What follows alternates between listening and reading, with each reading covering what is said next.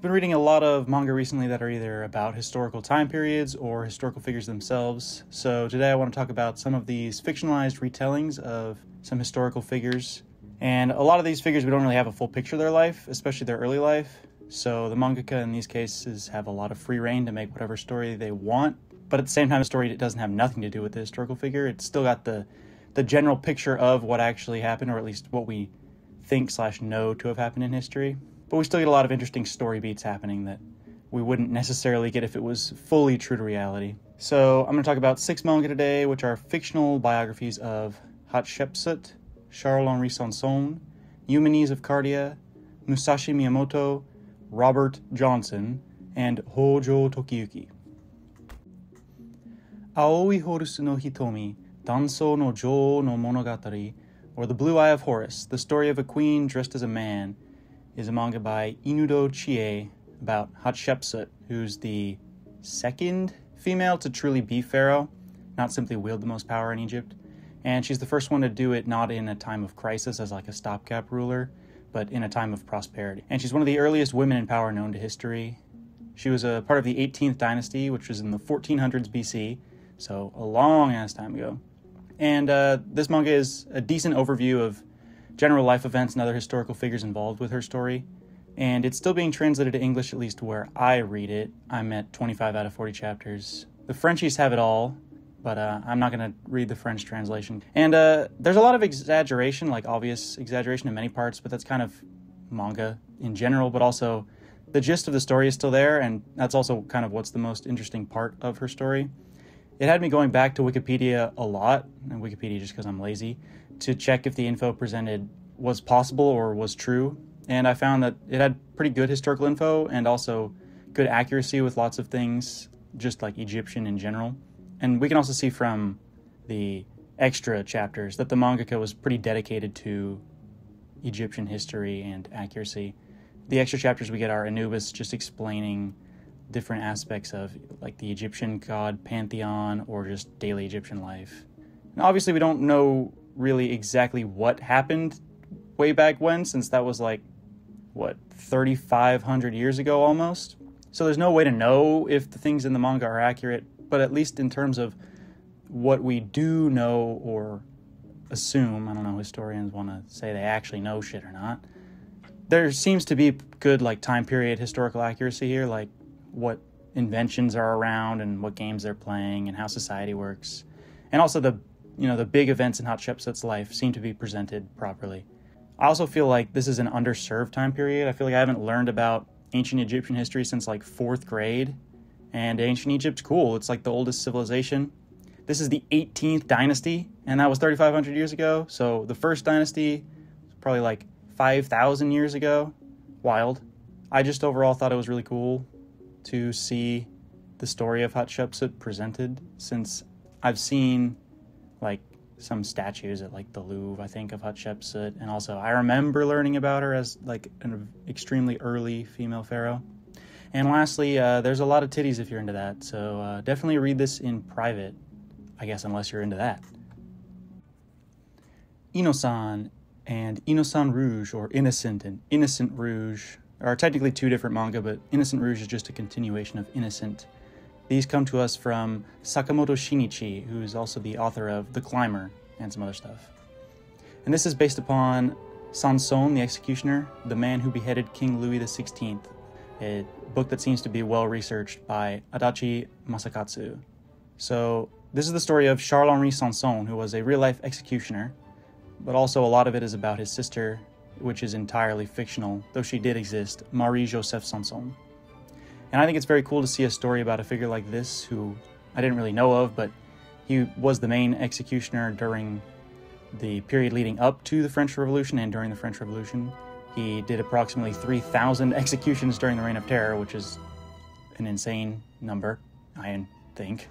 Unfortunately, we end up getting a lot more of the made-up stuff about his younger sister, Marie-Joseph, the more the manga goes on, but we still get all the broad brushstrokes of history, so everything that happened in real life happens, but all the reasoning is what's changed. It's given like a lot of artistic liberty.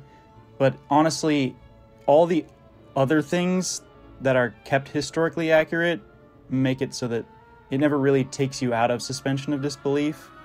because all of the furniture and dress is very accurate. And it also seems that the book it was based upon was researched through translations of Charles's memoirs and also memoirs of his grandchildren, I think. But this sent me to Wikipedia over and over again, because I thought I was informed about the French Revolution, but I just kept thinking, like, oh, is this made up? Is this made up? And at least as far as the effects of the events go, no. Most things happen. Like, I didn't know about the whatever the Diamond Affair with Marie Antoinette was, but that was true. Now, this one is way more graphic with violence and sex than I would appreciate, but if that's your thing, then this has some of the best drawings of that you'll see. I really liked the art. I thought it was really good, but I would definitely read this one in private as well. But honestly, at times I was questioning whether or not the manga would follow the series of events that unfolded in history, at least the ones that I knew about during like the French Revolution and the time period leading up to it, which is great because it's a historical manga. Like, we know what happened in reality, but so it can be hard to create suspense at times. But despite knowing like how things would turn out, I was still questioning, like, I guess I'll spoil the fucking French Revolution for you guys. I was like, are they actually going to execute Marie Antoinette or not? I think at times, which is wild, because like if they didn't do that, that would just be insane and take all the historical credibility out of the work. So I just thought that Sakamoto did an amazing job with this manga and the artistic liberties he took with it. Some downsides, a little bit of character development can be lacking at times, and like an instant change in personality every once in a while, which, you know, sometimes there's some nuance, so it's fine, or like some time has passed, but every once in a while it's a little bit jarring to see like a character just snap from one viewpoint on life to another one. But I mean, everything overall made sense in the story, in my opinion. And you can now start buying the omnibuses for Innocent in English as of fairly recently, so that's cool if you want to pick this up. Historie, or History, or Historie, I don't know how I'm supposed to pronounce it. This comes to us from the author of Parasite, and also another historical fiction manga, Hurika, or Eureka, Iwaaki Hitoshi. And this one is the story of Eumenes of Cardia, who was a historical figure I had actually never heard of before I picked this up. He was Alexander the Great's right-hand man during his conquering of most of it known antiquity at the time. And it seems to be based off of info mainly from Plutarch, who was around 500 years later. So, you know, not all of it is going to be perfectly accurate, obviously, since it's a super secondary source, or that's a fucking tertiary source at that point. But it's really cool to explore the ancient Greek/Turkey area. At least that's all we've seen so far. I mean, maybe we've seen some Bulgaria, who knows. But I mean, I definitely hadn't seen anything like that because I haven't read like Thermae Novae, although that's Rome in manga. So I really enjoyed that, and it was seemingly very well done. In this case, we get the earlier life of Eumenes, so this is all before Alexander's great conquests. So we're mainly getting to see Eumenes under the leadership of King Philip. And we get a lot of the cool elements of the rise of Macedonia, which was perpetuated by King Philip, which we hear way less about than Alexander in popular culture. But it's really interesting seeing him, quote-unquote, uniting the Greeks, which really gave Alexander his base to go and conquer all of his known world, basically. And then there's some liberties taken with inventions and other stuff that may not have been around at the time, or knowledge that may not have been around at the time. But a lot of the times when I looked it up, it could have been true, not necessarily that it was true, but it was at least possible, which is kind of all you can ask for, especially when it's making the manga more interesting, which is the only reason why you'd want to read it, unless you're a historian, in which case you just read a book. We get broad brushstrokes of historical events still taking place the same, but more of the minute details are changed, same as with the other ones we've talked about. Some of the choices that were made were definitely not true to life, but they're shaping up to be a much more compelling story, while also not ruining like the aspects of future history that we know up to this point. Particularly, we have some secondary source knowledge of how Philip came upon Eumenes. The way it's presented in the manga is definitely different, but I really liked the artistic choice that he made, so I didn't have a problem with it. But you can watch I watched a bunch of videos after reading. You can watch some of these videos if you want a good summary of the rest of Eumenes' life and the very little info we have of his early life. Overall, I was just super impressed, and I wish there was more. Unfortunately, with this one, it probably won't be completed. I think it's been a little over 2 years since we've gotten anything, sadly. The author just posted a hiatus note like in August, and it seems his health is not doing too hot, so at this point, let's just wish for his health as opposed to trying to get more manga, but, you know, maybe eventually things will come around. And at the end, there were some choices that were going in a different direction.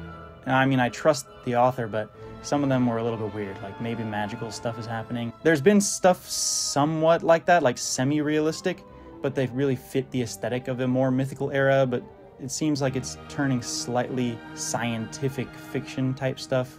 So maybe we'll never see how that goes, and maybe it's for the better, because that would be bad. Who knows? But I really enjoyed everything I read. Unfortunately, we might not get any more to read. I still think it's a worthwhile read, especially since pretty much the point we left off is the point where we know the most history right afterwards. So, you could read the manga and then just learn afterwards. What a novel concept. I would wholeheartedly recommend this series, though. If you're watching a video about manga, I presume you know about Vagabond or Vagabond, but maybe you don't. This comes to us from the author of Slam Dunk and Real and other stuff, Inoue Takehiko, and I haven't actually read any of this, but I mean, it fits the theme, and just look at it and everything about it. It's perfect looking. It's a fictitious retelling of one of Japan's most renowned swordsmen, Musashi Miyamoto, or the Sword Saint, or Shinmen Takezo. I don't think I really need to recommend it, but I had to put it here. It's based on a historical fiction book published from 1935 to 1939 in a newspaper by Yoshikawa Eiji. But I mean, if you look at that time period, there was a lot of incentive to propagandize and embellish Japanese historical figures. So, like, even Japanese Wikipedia says that much of the content is fictional, but I think the most important parts of his life, at least by his own accounts, remain intact. This story takes place on the back end of a cool time period too, like Battle of Sekigahara, the end of the Sengoku Jidai, the Warring States period, and then early Edo period. One thing about the Battle of Sekigahara is, in the manga and the story, Musashi Miyamoto seems to be on the opposite side of the battle that he was in real life. So, I mean, there's one problem we've got. And unfortunately, Takehiko Inoue loves basketball too much. Like, he's even wrote Buzzer Beater. I didn't even know he had a third fucking basketball manga. He had to move on to wheelchair basketball and not finish this because he loves it so much. So that's the only drawback here. I don't think there's been a chapter for maybe more than 5 years. But that, I would say, at least looking at everyone else's opinion of the story, that's not a drawback. I would still read it.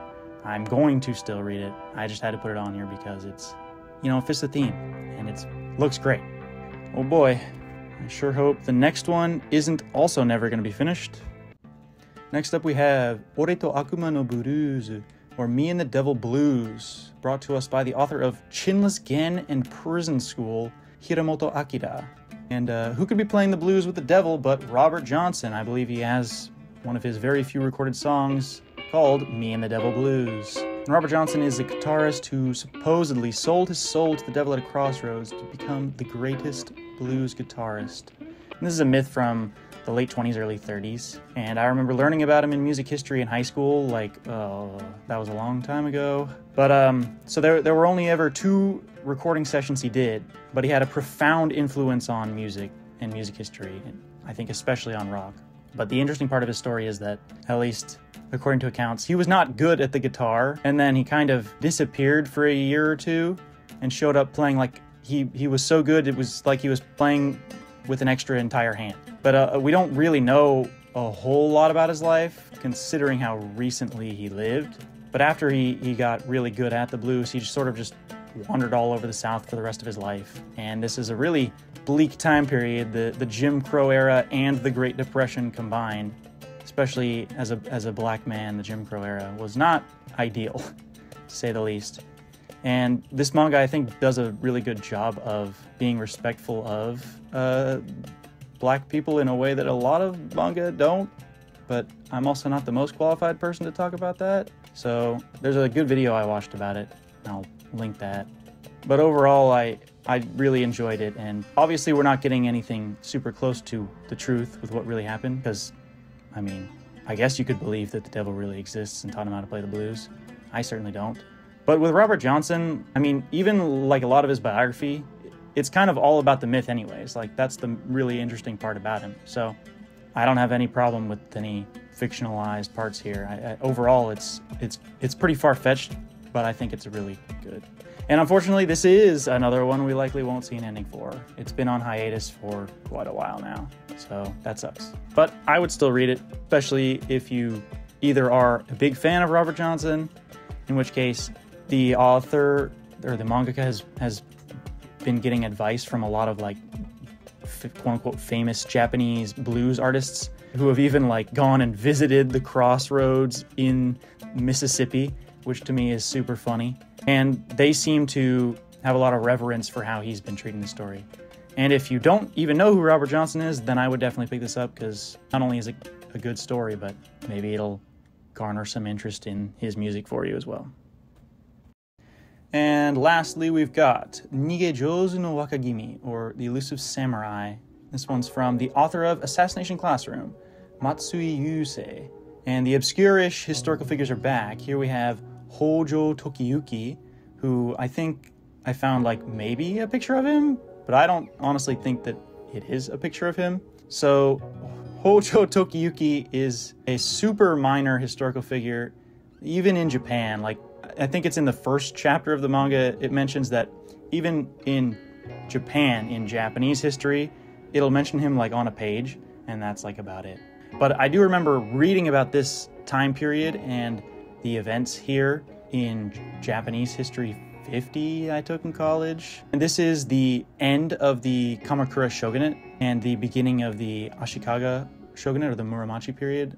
I believe this takes place in the 1330s to 1350s. And so Hojo Tokiyuki was the son of the last Kamakura shogun. And he was apparently the leader of the Nakasendai rebellion, and he also participated in some other rebellions, court disputes, and attempts at like bringing down the Ashikaga shogunate. The reason why I say quote-unquote the leader of the Nakasendai rebellion is because he was 10 at the time.